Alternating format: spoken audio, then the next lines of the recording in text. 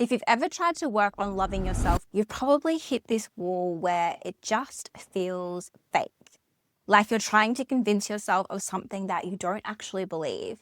Now, maybe you've done the affirmations, I am worthy, I am enough. Maybe you've watched motivational videos or read self-help books about building confidence.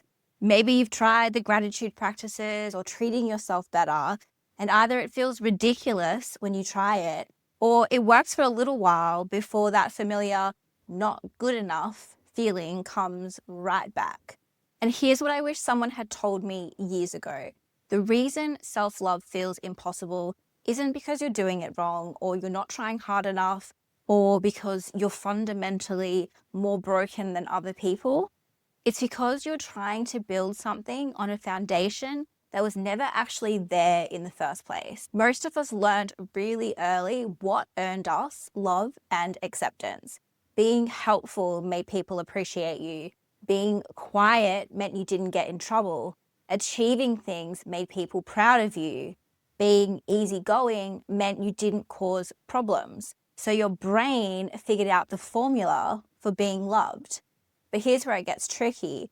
As a child, you needed to make sense of when love was available and when it wasn't, when you got positive responses and when you didn't. So you started looking for patterns. What was I doing when people were happy with me? What was I doing when they seemed frustrated or distant?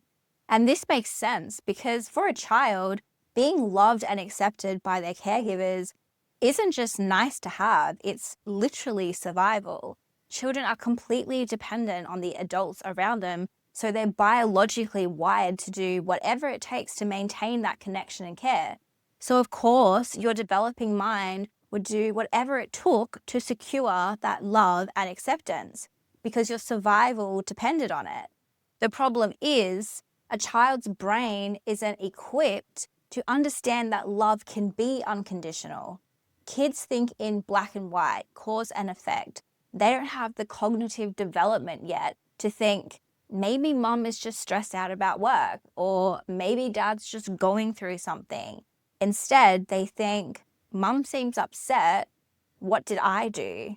Their underdeveloped logical reasoning creates these direct connections between their behavior and other people's responses. So your mind took these observations and then turned them into rules about your value. If being helpful got you positive attention, your brain concluded helpful people are valuable.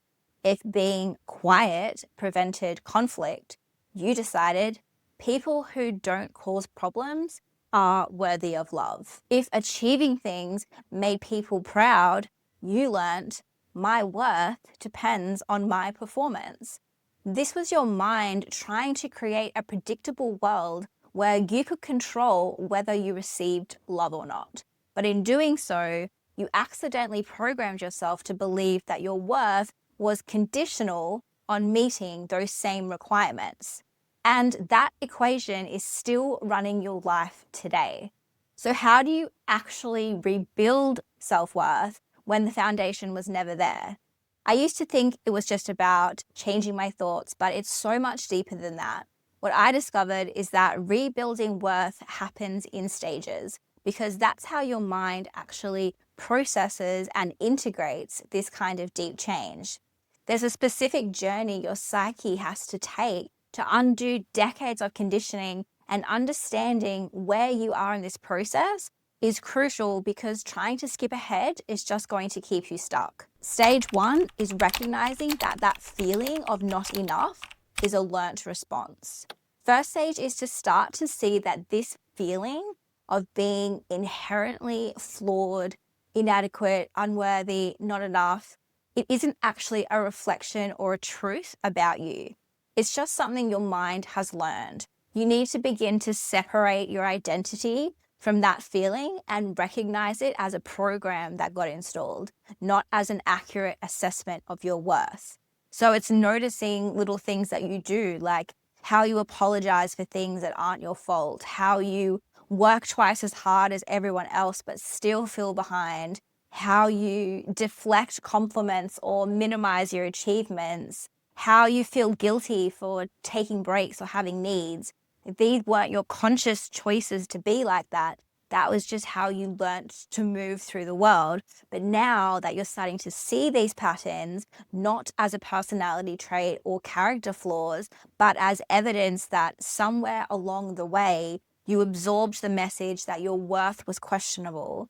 You internalized the belief that you had to prove your right to be here, to matter, to take up space. See, for me, this stage felt like waking up from something I didn't even know I was sleeping through. I started seeing all the ways I was reinforcing my own not enough story through my choices, through my self-talk, my relationships. I was treating myself like someone whose value was up for debate, and I had no idea I was doing it. It's the moment where you go, holy shit, like look at all the ways I've been acting like I'm not inherently valuable. So this stage is about gaining that psychological distance. Instead of being completely identified with the feeling, I'm not enough, you start to see it as something that was installed. I learned to feel not enough. And if it was learned, then it can be unlearned. But recognizing these patterns is just the beginning, because once you see how deeply this conditioning runs, you're going to be faced with something even more difficult, which leads us to stage 2, grieving what you never got. This is the stage that everyone wants to skip because it's the hardest one, but you can't build new worth on top of unprocessed grief about what was missing from your foundation. Once you recognize that the not enough feeling was learned, you then have to face what that actually means. It means you never got to feel unconditionally loved for just being you. You never had someone consistently mirror back to you that you were inherently valuable. You missed out on the foundational experience of mattering simply because you existed. And this isn't about what happened to you. It's about what didn't happen for you. You have to mourn the absence of unconditional acceptance. You have to grieve that your worth became something that you had to earn rather than something you could assume.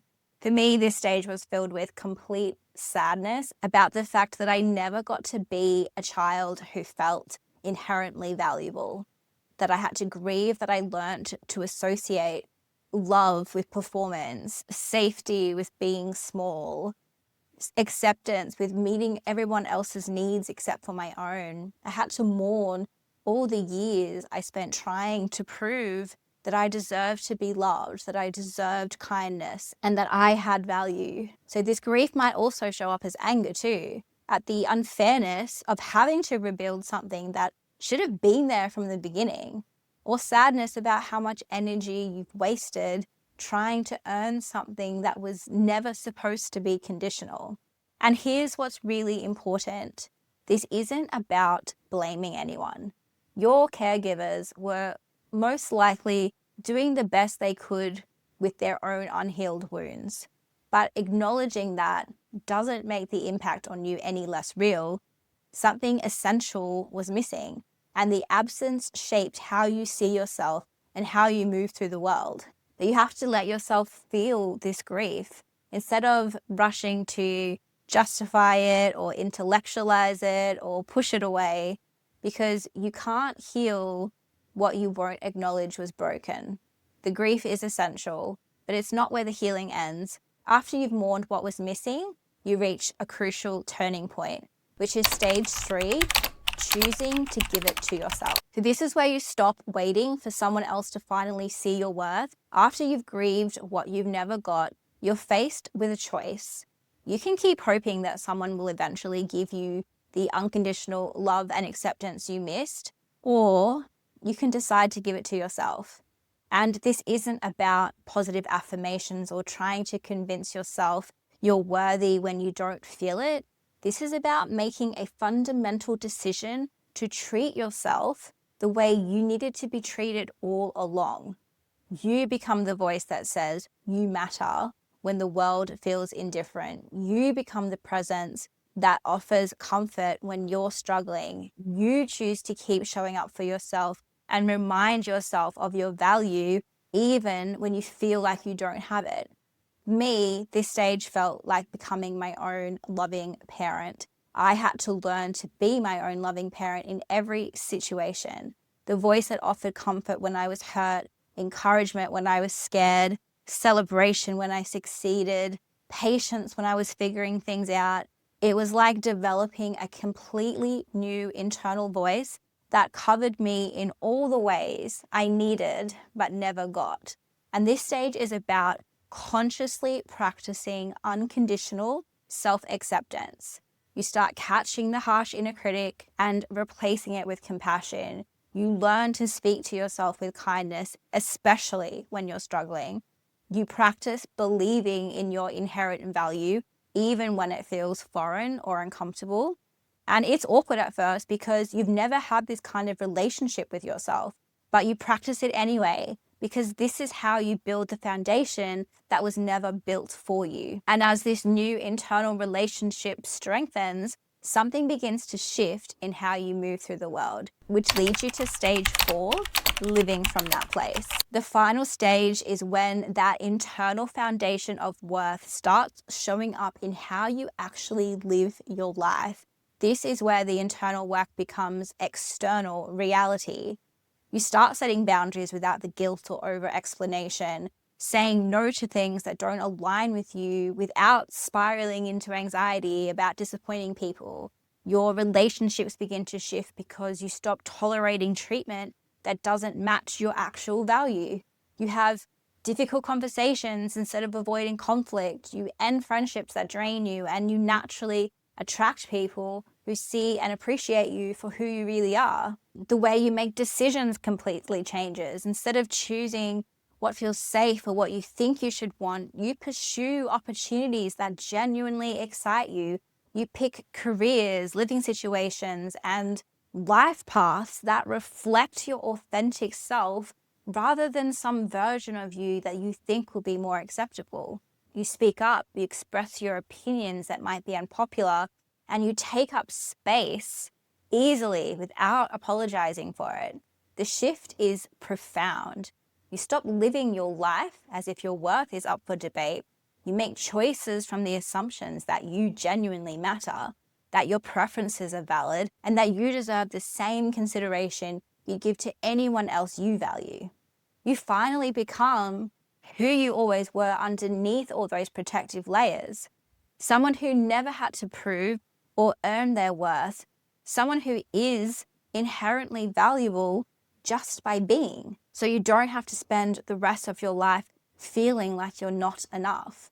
The belief got installed when you were too young to question it, but you're not too young anymore. You can look at it, understand where it came from, and decide it doesn't get to run your life anymore. The person you are underneath all that conditioning, they're worth fighting for. And if you want to do the deep work to actually start healing your self-worth, I have a program that does exactly that. The link is in the description below.